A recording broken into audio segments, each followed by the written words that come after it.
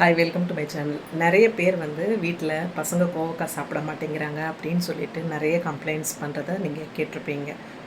அந்த கோவக்காவை பசங்களுக்கு விரும்பி சாப்பிட்ற ஒரு டேஸ்ட்டில் நம்ம பண்ணலாம். அது எப்படி பண்ணுறதுன்னு பார்த்துடலாமா? வாங்க. ஒரு கடாய் எடுத்து 2 கரண்டி எண்ணெய் விட்டுக்கலாம். எண்ணெய் காஞ்சதும் கொஞ்சமாக நம்ம கடுகு, கொஞ்சம் சீரகம் போட்டுக்கலாம். போட்டுட்டு நான் இன்றைக்கி ஒரு 200 கிராம் கோவக்காய் எடுத்துருக்கேங்க. அந்த கோவக்காவை நல்லா மெலிசாக ரவுண்டாக நம்ம கட் பண்ணி எடுத்து வச்சுக்கலாம். கடுகும் சீரகமும் இப்போ பொரிஞ்சிருச்சு. இப்போ நான் என்ன பண்ண போகிறேன் அப்படின்னு பார்த்தீங்கன்னா, கோவக்காய் அதில் போட்டுடுறேன்.